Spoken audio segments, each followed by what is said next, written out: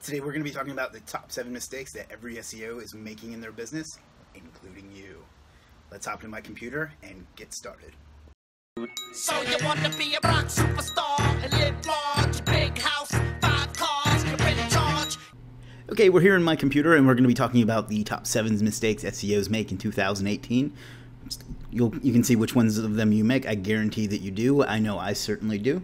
So without further build up, let's get going. Mistake number 1 is the one that kind of encompasses all the other ones, and that's overthinking. SEO, for whatever reason, attracts people that are really technical and really want to know a lot of detail and make things difficult. But basically, it's just before they'll take any action, they're paralyzed and they won't do anything.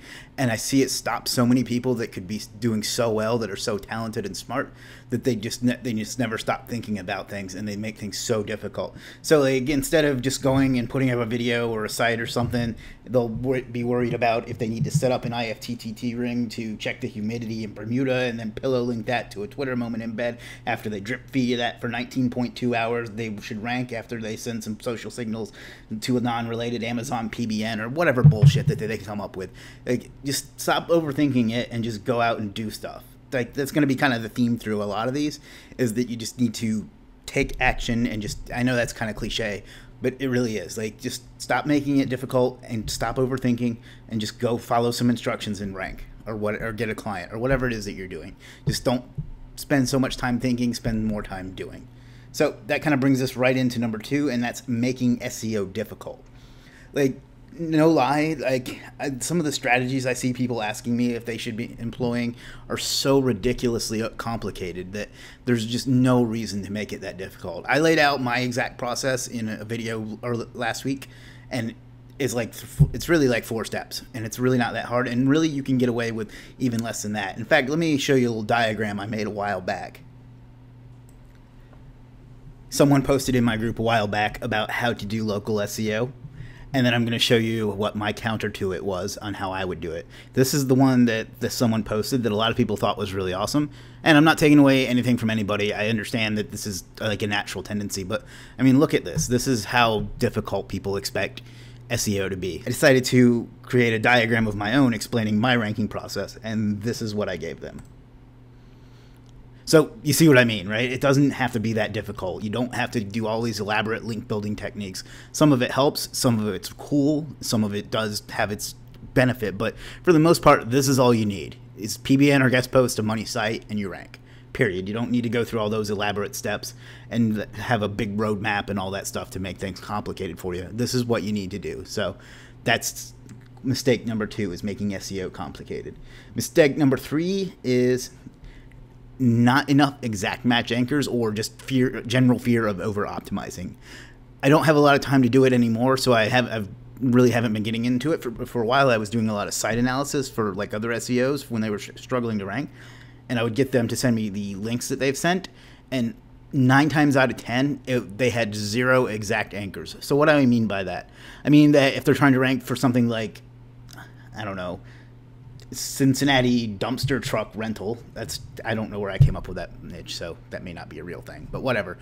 And they would tell me that was what they wanted to rank for. They would show me this elaborate anchor text profile with all these other types of links, but not even one exact anchor for it. And then they were wondering why they weren't ranking for that term. And I told them, like, by doing that, you're not giving Google enough information to know that that's what you want to rank for and what your site is about. And they're like, the common response was, I was afraid I would over optimize. Or I was like, no, you're not going to over optimize. You have to give them some information on what your site is about. You have to be specific. It's still a computer. It's a really, really smart computer, but it's still a computer. So you have to give it that information. And then a lot of them won't even, if they do have it, they have it once and they're afraid to repeat it. If you check the term, and I haven't checked it in a while, but if you look for the term in Google, Myrtle Beach accounting, I have an exact match domain ranking on number 2, somewhere between number 2 and number 5 for that term, that I've pointed a 25 PBNs and 5 guest posts to, all with exact match anchors, and that's all I've done, and it's ranked really, really fast.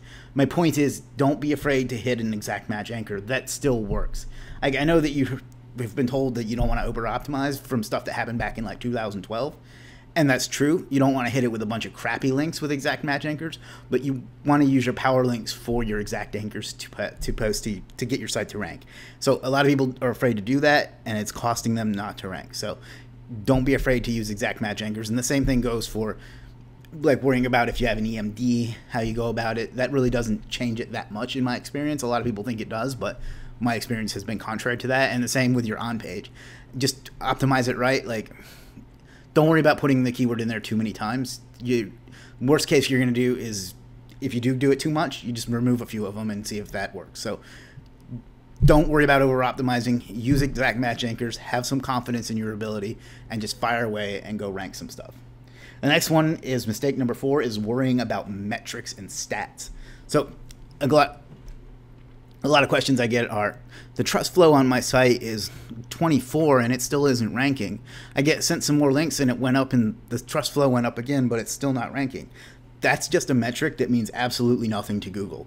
And then I get other versions of it too, like, I don't get it. The #1 site has 0 domain authority and 0 trust flow, but it's been #1 for 10 years. There's so many reasons that that may be the case. It's so easy to manipulate those statistics that they don't matter, except for when you're selecting a PBN domain. That's really the only time I pay attention to metrics, and that's only like as a guideline. It's still more important to look at the links that are pointing to it. And then as far as other statistics go, like, sometimes there are some people that like to quote unquote call me out because I only rank for long tail terms or something. They've invented that in their mind because I wouldn't show something that was super valuable, but they don't get the big picture. Like, just because a term shows 0 search volume doesn't mean it's not valuable. It's more about the intent of the search than it is about the stats of the search. So I have an affiliate site that ranks for a fairly long tail term that makes me several $100s a month. I haven't touched it in ages. But if I was to show you the term, you would say that the keyword is worthless because it shows 0 search volume. But the fact is that it's not 0, it gets some, and the people that are searching are primed to buy. So stop obsessing over what the numbers tell you and think about the bigger picture. Don't narrow your thinking down that much. Stats and metrics just help you paint a picture. They're not the end all be all.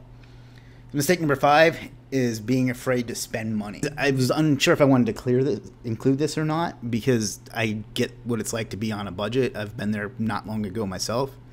But I mean, this is still a business. You're going to have to invest in certain things, whether it's PBNs or tools or whatever. Like, people will spend hours looking for a group buy when they could spend 5 minutes spending $100 to get Ahrefs or whatever tool it is that they need, and have that information they need and move on and get the task done, and then and then get closer to making more money.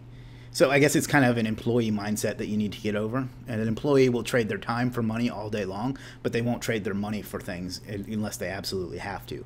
Whereas if you want to be successful in business, you have to be willing to trade your money for your time, meaning that your time is more valuable than your money. So get to the point where you're not afraid to spend money on your business. That's not to say go spend money on dumb things, but use it wisely and use it when it's going to get you closer to a goal faster. Like, you have to learn how to figure out how much your time is worth, not necessarily a specific amount, but if it's better spent trying to figure out workarounds or cheap ways to do things, or if it's better spent just spending the money and then getting closer to the goal. So don't be afraid to spend money unless you absolutely have to be. So mistake number 6 is treating SEO like an exact science. I cringe whenever I get a question that starts with how many or how long or how much, because it's never, ever, ever the same. And people get frustrated when I give them the answer, it just depends. But the truth is, it just depends. Every keyword is different. Every site is different. Everything you're doing is different. And it's not like computer programming where you put in X and you get out Y every single time. You have to find the art to it. SEO is as much of an art as it is a science. So you need to find a pattern that works and then be able to adapt as it happens. When I say I can't give, answers can't be given that are that specific, that how long will it take to do this? How many of these links will it take to do that? Whatever. Like, it's an art, not a science. So don't treat it like it's a mass production thing where you just put in the same parts and you get out the same product every time. You have to learn to be able to adapt some. So hopefully that makes sense. And then the final one is too much learning and not enough action. I love courses. I make courses. I've advocated courses, because every time I've leveled up in my business, it's because I invested in some more education or a course. But what I see is people getting hung up on courses and just treating them like SEO TV. And what I mean by that is they'll buy a course, they'll watch every single video in it, and then never do anything with it. Or if they get a course and the entire thing isn't there to begin with, they won't take any action until the next video is there, and they'll get hung up waiting for the new video to drop or whatever it may be. So it's great to learn. It's super important, but don't learn without taking action on the knowledge. So hopefully that makes sense. Basically, you need to learn as much as you can, but you need to take action on the things that you learn as soon as you can. So don't get hung up on learning. Don't turn it into TV. Go out there and take it. And matter of fact, stop watching this video right now. Subscribe, hit the notification bell, and then go take some action. Thanks for watching, and we'll see you in tomorrow's video.